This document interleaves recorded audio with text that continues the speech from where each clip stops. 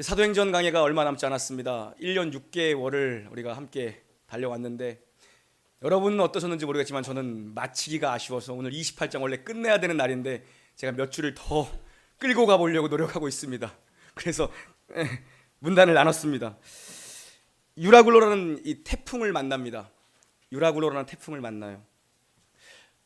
바다 한가운데서 구원의 여망이 보이지 않습니다. 살 소망이 없어진 상태입니다.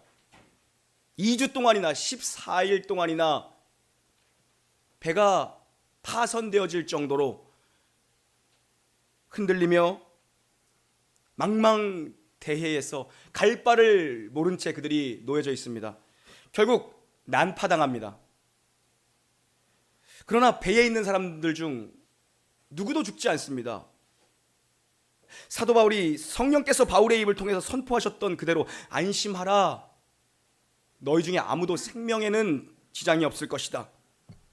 그 말씀 그대로 죽은 사람이 없습니다. 배가 난파되었습니다. 난파되었지만 구원 받았다는 거죠. 15일째 되는 날입니다. 그들은 헤엄을 치고 또 난파된 배에 이 부유물을 잡고 이름 모를 섬에 상륙합니다. 정말 예상치 못한 곳입니다. 계획이 없던 곳이에요. 뜻밖의 장소, 계획이 없던 곳에서 예상하지 못한 사람들을 만나게 됩니다. 우리 인생에 일어나는 모든 일들을 우리가 설명할 수 없습니다. 돈이 좀 있으면 좀 괜찮을 것 같은데 뭐 돈이 없어봐서 잘 모르겠지만 돈이 있는 사람들도 막상 그런 것 같지는 않습니다. 돈만 좀 있으면은 괜찮을 것 같고 다 해결될 것 같은데, 어렸을 때 아버지가 이렇게 삼성 그 이병철 뭐 회장 뭐 이런 것들 책들을 저를 많이 읽혔거든요. 삼성에 취업도 못할 건데 그런 거 왜 읽혔는지 모르겠어. 아마 가까이 있으니까 읽힌 것 같아요. 삼성이 바로 이 동네에 있으니까. 기억나는 게 있어요. 이병철 회장이 이루지 못했던 것들. 대한민국 최고의 총수 아닙니까? 돈 제일 많은 사람 아니에요? 이병철 회장이 이루지 못한 것들, 첫 번째가 뭔지 아십니까? 자기 뜻대로 못했던 것들, 골프입니다. 골프가 자기 뜻대로 안 되더래요. 골프를 쳐본 적은 없는데 내가 보니까 될 것 같은데 저는 하면 잘할 것 같거든요. 이병철 회장이 골프가 자기 마음대로 안 되더래요. 네. 두 번째가 자식입니다. 이건희, 이맹희가 자기 마음대로 안 되더래요. 세 번째가 미풍입니다. 미원이죠. 미원 MSG요. 미원. 제일제당이죠. 지금은요. CJ. 그게 안 되더래요. 그 무슨 기업이죠? 미원이? 대상그룹. 대상한테 밀려서. 그게 자기가 아무리 힘쓰고 애써도 안 되던 것이 세 가지래요. 지금은 뭐 CJ가 있으니까 뭐 어느 정도 뭐 이러는지 모르겠습니다만 자식이 내 마음대로 안 되고 골프가 내 마음대로 안 되더래요. 우리는 뭘 배우면서 사는 겁니까? 사실 안 되는 걸 배우면서 사는 겁니다.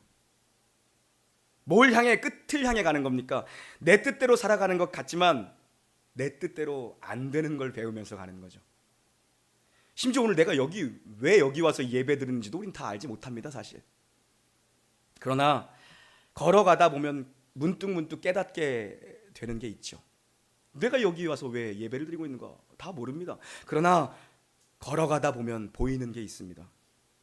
오늘 말씀을 통해서 나보다 내 길을 더 잘하시는 주님, 길을 안다고 생각했는데 나보다 내 길을 더 잘하시는 그 주님을 오늘 말씀을 통해서 우리는 볼 수 있어야 됩니다. 1절, 2절 함께 봉독하겠습니다. 시작.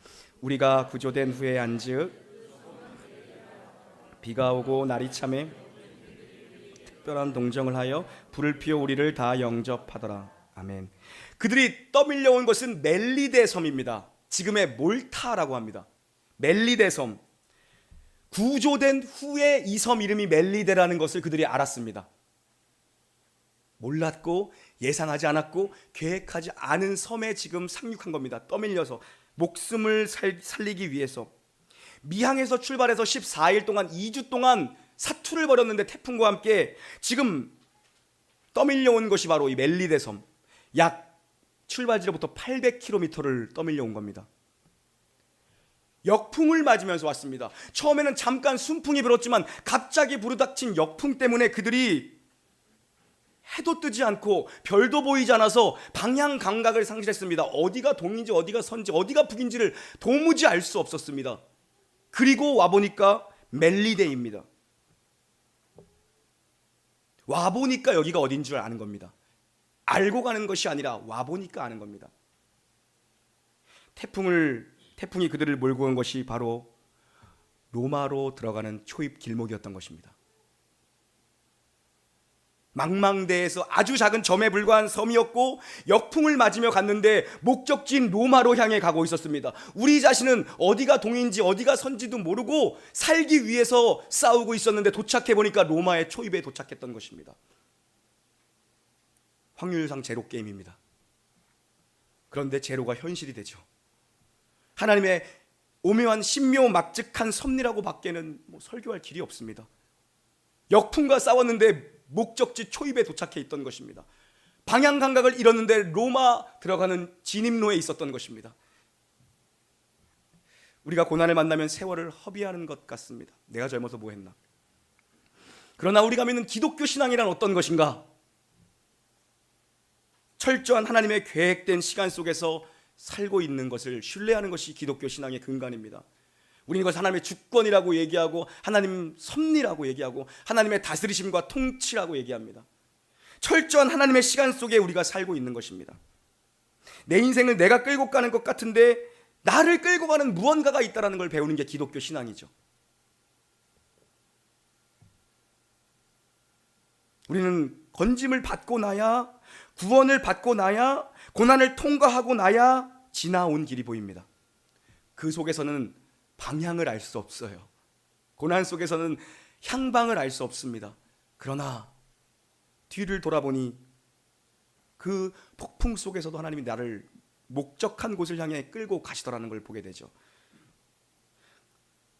항해란 예측 불어죠. 예측 불어. 그래서 내 계획대로 생각한 대로 다 뜻대로 안 되고 안 풀린다고 너무 답답해하지 마십시오. 다 모르지만 안 풀리는 게 복이 될 때도 있고 떨어진 게 복이 될 때도 있고 안 풀리는 것 같은데 맨날 제자리인 것 같은데 눈 떠보니까 어느새 목적지에 와 있는 때도 있죠. 어떻게 이게 가능합니까? 태산을 넘어 험곡에 가다 보니까 누구와 함께 갑니까? 빛 가운데로 걸어가도 주께서 지키시는 형통한 인생이 되는 거죠. 이 섬의 원주민들이 그들을 환대해 주는 모습을 우리는 또 보게 되죠. 다 모르지만 그곳에서 주님과 함께하는 걸 보게 됩니다. 그게 형통이라는 것입니다. 276명, 한 명도 죽지 않고 276명 모두가 이 섬에 상륙했습니다. 폭풍 때문에 만난 사람들이, 원주민들이 그들을 276명을 환대해 줍니다. 쉬운 일이 아니죠. 한두 명, 2, 30명이 아니라 276명입니다. 인생 계획이 없던 원주민들을 거기서 만나요. 좀 더 정확한 표현으로는 야만인입니다. 야만인들을 만납니다. 그리고 때는 비가 오고 날이 찰 때, 초겨울이라는 거죠. 겨울비가 내리는 그날입니다. 그들이 밥을 주고 따뜻하게 불을 피워주고 입을 것을 갈아입을 것을 주고 그들을 환대해 줍니다. 그런데 그때 또 하나의 사건이 또 생긴다라는 거죠. 3절 4절 함께 봉독합니다. 시작. 바울이 나무 한 묶음을 거두어 그 손을 물고 있는지라 원주민들이 이 짐승이 그 손에 매달려 있음을 보고 서로 말하되 구조를 받았으나 공의가 그를 살지 못하게 함이로다 하더니. 아멘. 음식도 잘 먹고 옷도 잘 갈아입고 따뜻한 모닥불을 피워줘서 둥글게 앉아있는지 모르겠습니다. 불이 좀 사그라들었나 봐요. 바울이 일어나서 장작을 덮기 위해서 나무까지 덤불을 붙잡습니다. 그 불에다 던지려고 하는 순간 거기서 뭐가 튀어나옵니까? 독사가 튀어나옵니다. 동면을 준비하는 맹독석의 독사가 바울의 손에 대롱대롱 매달려 있는 거예요. 폭풍을 뚫고 생사를 넘어서 여기까지 왔는데 이젠 뱀입니다. 참 경험이 힘을 못 쓰는 게 고난인 것 같습니다. 오래 산다고 해서 고난에 면역력이 생기거나 고난에 익숙해지는 건 아닌 것 같습니다. 왜냐하면 이렇게 상상하지 못했던 일이기 때문입니다. 태풍이었는데 이번에는 독뱀입니다. 독뱀을 상상이나 해봤겠습니까? 독뱀이요. 너무 예측 불허한 일들이 여기저기서 터지기 때문에 우리는 정말 나이가 들어도 이 고난 앞에서 정말 여전히 어려운 거죠. 지난 주 중에 우리 집사님들과 함께 신방을 다녀오다가 신방 전화를 잘 못 받잖아요. 그래가지고 이제 부재중 전화가 꽤 와 있더라고요. 그래서 전화를 했어요. 그러니까는 저랑 아주 가까운 목사님이에요. 부목사님이신데 저기 전주에 군산일 거예요. 그 개복교회라는 교회에서 사역을 하세요. 아주 오래된 교회거든요. 선교사님들이 세운 교회야. 100년 넘은 교회. 바빠. 왜 이렇게 전화를 안 받아? 그러는 거야. 신방 중이었어요. 그러니까는 형님은요? 나도 신방. 그러는 거예요. 그렇구나. 형님 신방이 많죠. 시골이라. 그러니까는 우리 맨날 신방이지. 어디 갔다 오는데? 그러는 거예요. 약간 사투리 쓰시거든요. 전라도 사투리 흉내를 못 내겠어 제가. 어디 갔다 오는 겨? 그래가지고 이건 충청도인가요? 어디 갔다 오는 겨는? 어떤 분이 자기네 고향은 딱 한마디만 들어도 안 돼. 그래서 어떤 분이 찬양 인도하는 사람 경상도 사람이죠? 그러더라고. 한마디만 들어도 찬양 들어도 어디 사람인 줄 안 돼. 자기네 고향은. 나는 경기도 사람이라 몰라요. 근데 그러더라고요. 여기 아기가 병원에 입원해가지고 아기 우리 주환이 많아나? 2달 됐나? 병문안 갔다 와요. 그랬더니 그래요. 신기한 일 있어요. 뭐가요? 나는 지금 가는 데가 96살이요. 그런 애들도 신방을 가? 우리는 96살 권사님 신방 간대요. 안 가면 권사님이 섭섭해. 그래서 가야 된대. 조금만 아프셔도 우리 생각에는 96살이면 안 아픈 게 이상한 거 아닌가? 생각하는데 조금만 아프면 바로 출발해야 된대요. 권사님들 속상해하고 삐진대. 야, 여기는 80도 서빙한다. 80도 서빙한대요, 거기는. 나는 좀 그런 게 난 좀 현실감이 안 와닿잖아요, 우리 동네에서는. 그런데 얼마 전에 또 이런 일이 있었어요. 전라도 고창 아시죠? 고창. 거기서 그러니까 지금 저랑 통화한 그 친한 목사님, 부목사님, 그 형님네 아버지가 그 목사님네 아버지가 고창에 있는 교회 시골교회 장로님이에요. 그래가지고 거기 담임 목사 자리가 공석이라 이제 아들한테 요청한 거야. 어디 좋은 목사님 좀 없냐? 소개 좀 해줘. 그래가지고 그 목사님이 같이 신학대학원에서 공부한 목사님을 추천해서 거기 담임 목사를 간 거예요. 근데 이제 얼마 전에 우리 강소교회 목회자 그 모임을 하면서 이런저런 얘기 나누다가 그 목사님이 이제 거기 이제 처음으로 담임 목사로 청빙받아 간 거잖아요. 얼마나 좋겠어. 어쨌든 그렇게 하는데 여기도 사투리인데 내가 흉내는 못 내겠는데 이상해요 그러는 거 뭐가 형님? 그러니까는 여기 할머니 할아버지들 이상해요 막 이러는 거예요. 다 거의 80대예요. 70대 후반 이렇대요. 그러더니 권사님, 장로님, 집사님, 신방 가야죠. 제가 새로 부임했는데 신방 언제 갈까요? 여쭤보면은 목사님 오지 마요. 맞아요, 전라도 이거? 충청도 같은데 오지 마요. 이런데요. 오지 말라 그런데 어떻게 안 가 목사님이. 그래도 처음 부임하고 교인도 몇 명 안 되잖아요, 시골. 그래가지고 맨날 이런데 우리는 농사도 손바닥만 아껴지는데 목사님 뭐하러 오지 마셔요. 그냥 수박 몇 통 이런데 가보면 2만 평. 수박 몇 통 한데 할머니 할아버지들이 가보면 기본 2만 평이래. 손바닥만이요. 그래도 할머니 할아버지 이상하대. 그렇게 큰 농사를 지면서 맨날 손바닥만한 거 오지 마요 그러면서. 그래서 진짜 나는 거짓말인지 진짜인지 모르겠는데 그분 표현에 의하면 거기 할머니 할아버지 그 교회 분들은요 수박을 2입 먹고 버린대요. 나는 안 믿겨졌죠. 나도 안 믿겨져서 고창 다른 사람한테 물어봤거든요. 진짜 그런데요. 수박 가운데만 먹고 그냥 버린대요. 고창 좀 갔다 와야겠어.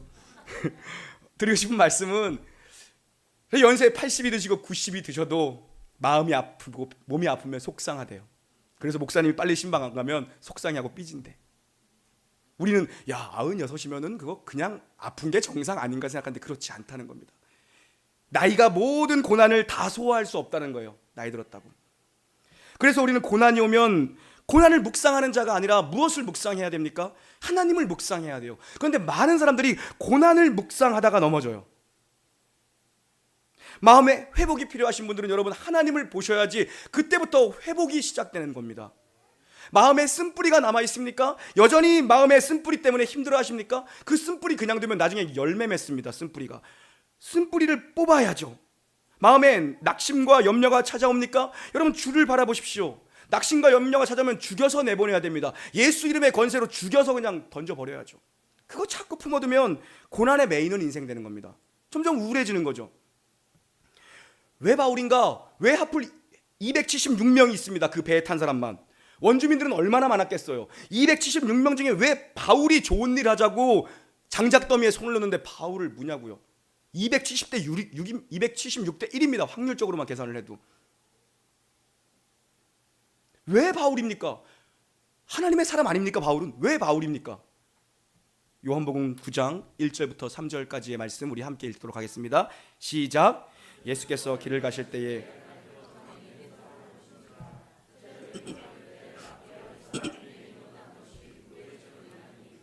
자기니까 그의 부모니까 예수께서 대답하시되 이 사람이나 그 부모의 죄로 인한 것이 아니라 그에게서 하나님이 하시는 일을 나타내고자 하심이라. 아멘. 왜 이 사람이 날 때부터 맹인입니까? 예수님. 제자들이 물어봅니다. 예수님 뭐라고 합니까? 제자들, 이 사람 자기 자신의 죄 때문입니까? 아니면 부모가 뭐 죄 지은 거 있습니까? 저 인생은 왜 저런 겁니까? 물어보자. 예수님 뭐라고 말씀하십니까? 아니다. 그를 통하여 나타날 하나님의 영광이 있다. 그를 통하여 하실 일이 있다. 그래서 그가 날 때부터 맹인이 돼서 난 것이다. 다 모릅니다. 우리에게 찾아오는 일을 다 모르고 무엇 때문에 겪어야 되는 고난인지도 모른 채 우리는 태풍을 맞습니다. 그러나 확실한 건 하나님의 영광을 위한 고난도 있다는 것입니다. 사도 바울이 오늘 그랬고 욥이 그랬던 것처럼 당대의 의인이 욥입니다. 최고의 하나님의 사람 하면 사도 바울 아닙니까? 왜 그런데 그들이 이렇게 고난을 받아야 되냐는 겁니다. 다 할 수 없지만 독사가 물었으니 이제 뭔가를 또 하시겠죠, 하나님께서. 거기서 하나님의 영광을 보게 되는 것입니다. 5절, 6절 봉독합니다. 시작. 바울이 그 짐승을 부르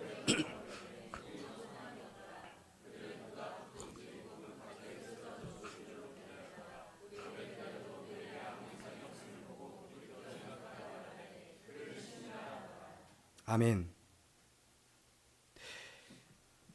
제가 어저께 저녁 무렵에 우리 삼여전도회 회장님한테 카톡을 하나 보냈어요. 거기 삼여전도회 그 여자 애기 엄마들이잖아요. 다 애기 엄마들 중에 집에 장난감 뱀 있는 사람 있으면 좀 갖고 오라고. 설교 시간에 시청각 교보제로 쓰려고. 아무도 없으시대요.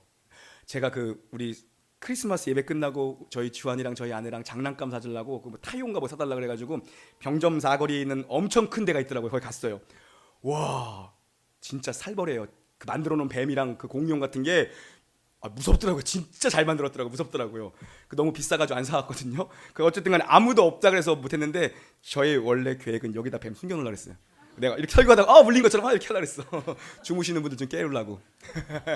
어쨌든 뱀이 없는 관계로 상상을 해보십시오, 여러분. 주일학교 설교했으면 제가 어떻게 했을 텐데 저는 뱀이 이렇게 무서워요. 뭐 어떤 권사님은 뭐 뱀도 때려잡는다는데 나는 뱀이 무서워. 가만히 보니까 제가 진짜 무서워하는 게 두 개 있거든요.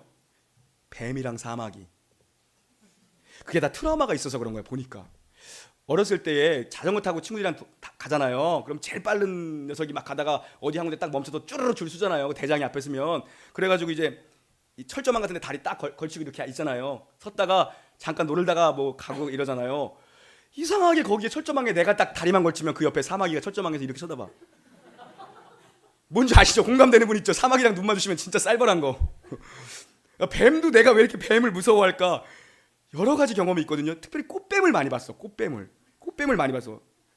그 꽃뱀 말고요. 그 꽃뱀이라고 있어요. 진짜 빨간색 들어간 거 많이 돌아다녔거든요. 길거리에. 그 한 번은 뭘 봤냐면요.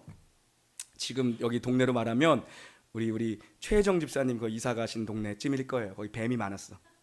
그 뱀이 많았다고. 거기에 이만한 웅덩이가 있었거든요. 그래서 친구들이랑 거기서 수영 쳤어요. 왕복하는 놈이 1등이야. 거기 하는 놈. 보시면 아시다시피 뭐 어깨도 뭐 백두대간이고 뭐 박태환처럼 수영했을 거 아닙니까? 공감이 안 되세요? 저는 그렇게 생각하면서 살았어요. 했는데 옆에서 뱀이 수영하더라고요.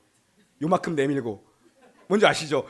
그래가지고 친구가 그 말뚝 하나 뽑아가지고 그때 뱀을 잡았어요. 와, 살벌하더라고요. 저는 뱀이 무서워요. 그래서 뱀이랑 사마귀는 기분 나빠. 그냥 기분 나쁘고. 이 설교하면서도 자꾸 생각나는 거야. 뱀이 여기에 달려있다는 생각이 나는 거예요. 그냥 사람이 좀 이렇게 공감이 되네요. 이거 딱 보니까. 사도 바울 손끝에 뱀이 달려있는 걸 보고서 그때 그 환대해줬던 원주민들이 뭐라 그럽니까? 야, 저거 저주받은 거다 이럽니다. 아마도 그들이 섬겼던 어떤 우상신의 영향도 있었을 것입니다. 그러더니 야, 바다에서 살아나와서 저거 환대해줬더니, 왜냐? 바다에서 사람이 살아나온 거예요. 신이 살려줬다 이랬다가 그 중에 한 명 사도 바울이 물리니까는 야, 저것 때문에 바다에서 문제 터졌었구만, 제가 죽겠구만, 저게 잘못된 범죄구만, 살인자구만, 저주받은 인간이구만, 사도 바울한테 몰아갑니다. 이게 사람인 것 같습니다. 이게 사람인 것 같습니다. 사람의 생각은 참 한순간에 바뀌는 것 같습니다. 좋았다가도 한순간에 싫어지고, 손바닥 뒤집듯 뒤집고, 사람 좋다 저 사람 좋다 하다가도 자기 기분 틀리면 인간이 덜 됐어. 칭찬과 비난은 언제든지 뒤바뀔 수 있습니다. 사람의 칭찬과 비난은 언제든지 바뀔 수 있어요. 살인자라 그러더니 이번에는 또 신이라 그러질 않나. 계속해서 바뀌는 겁니다. 의인은 없나니 하나도 없으며, 성경은 그렇게 기록합니다. 의인은 없나니 하나도 없으며. 왜 우리가 이 사람은 신이다, 아니 이 사람은 저주받은 인간이다, 왜 이렇게 우리의 판단이 왔다 갔다 하며 이 사람은 옳고 저 사람은 틀리다, 내가 옳다고 생각하기 때문입니다. 그러나 성경은 의인은 없나니 하나도 없다라고 얘기하죠. 이걸 벗어나는 길이 구원의 본질입니다. 의인은 없나니 하나도 없다라는 걸 아는 것이 구원의 본질입니다. 하나님, 제게는 의로움이 없습니다. 제게는 선한 것이 없습니다. 나는 옳고 그름을 판단할 자격이 없는 사람입니다. 주님, 옳고 그름을 따져서 사람은 바뀌지 않아요. 맞고 틀린 걸 따져서 사람은 변화되지 않습니다. 그 이상의 무언가가 하나 필요하죠. 그 이상의 무언가. 부모들은 늘 자식을 향해서 옳은 이야기를 합니다. 틀린 이야기를 하는 부모님은 없죠. 옳은 이야기를 합니다. 옳은 이야기를 합니다. 그런데 그 옳음이 자식을 변화시키지 못해요. 옳음이 자식을 변화시키지 못해요. 사랑은 옳고 그른 것 말고, 틀린 것, 그거 맞는 것 말고 그것을 넘어서는 무언가예요. 말로는 다 설명할 길이 없는데 그것을 넘어서는 무언가가 사랑입니다. 옳고 그름이 아니죠. 7절 8절 함께 봉독하겠습니다. 7절 8절 시작. 이 섬에서 가장 높은 사람 보블리오라는 이가 그 근처에 토지가 있는지라 우리가 그를 영접하여 사흘이나 친절히 머물게 하더니 보블리오의 부친이 열병과 이질에 걸려 누워있거늘 바울이 들어가서 기도하고 그에게 안수하여 낫게 하매. 아멘. 이 섬의 족장인 보블리오라는 이 가장 그 족장의 이 부자의 아버지가 열병으로 앓고 있습니다. 좀 전까지 바울을 향해서 저주했던 사람들입니다. 그런데 다시 당신은 신인이 우리 집에 와서 기도 좀 해주십시오. 바울이 거기에 가죠. 바울이 손을 얻고 안수기도 할 때 열병이 그 족장의 가장 큰 지도자의 가장 큰 부자의 아버지의 열병이 치유됩니다. 그 이후로 이 멜리데 섬의 원주민들이 바울 앞에 줄을 서는 겁니다. 기도해달라고, 기도해달라고.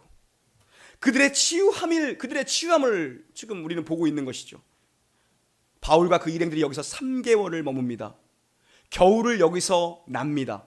3개월을 머뭅니다. 여러분, 배가 왜 파선한 겁니까? 왜 바울이 뱀에 물려야 했습니까? 그의 마음은 로마에 있는데 왜 하나님은 지금 로마로 가기 전에 자꾸 어디를 들리게 하십니까? 왜 계획에도 없던 멜기데라는 섬에 그가 떠밀려 온 것입니까? 계획에 전혀 없었습니다. 알지 못하는 곳입니다. 그 자신도 자기가 여기 왜 와 있는지 모릅니다. 몰라요. 이곳 그 족장인 가장 지도력 있는 사람의 정말 그 사람의 구원의 문제를 위해서, 그 사람의 치유함을 위해서 온 겁니까? 아니면 그 섬 전체 3개월 동안 머물며 그 섬 전체를 복음화시키기 위해서 바울이 온 겁니까? 아니면 함께 항해하는 276명의 이제 로마에 입성하게 될 군인들과 죄수들의 이 일을 목격해야 하기 때문에 온 겁니까? 모릅니다. 우리는 다 모릅니다. 그러나 한 가지 알 수 있는 건 무엇입니까?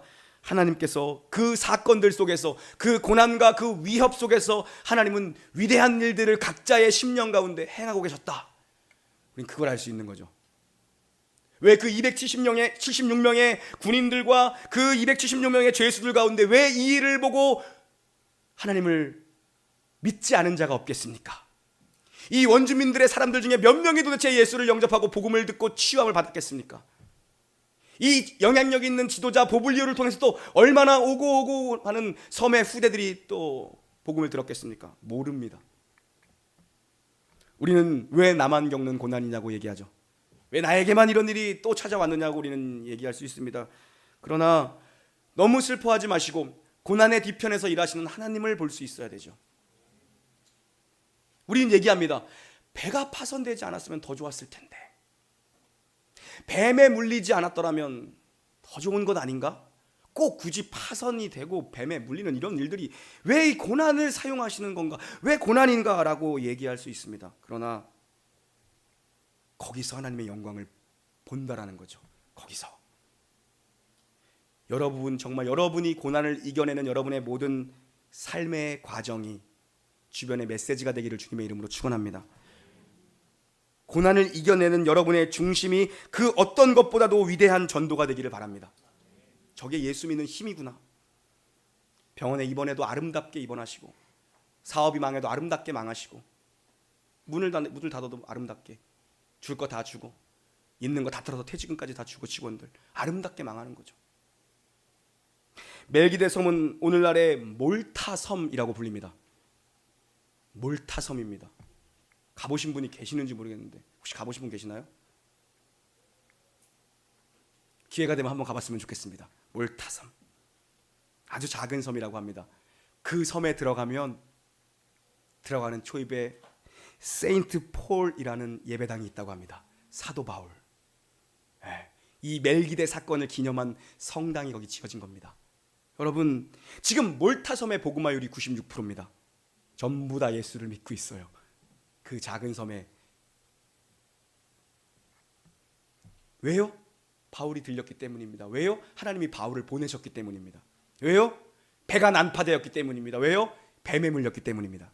다 설명할 길은 없습니다. 고난 속에 떠밀려 왔는데 우리는 무엇을 배워야 됩니까?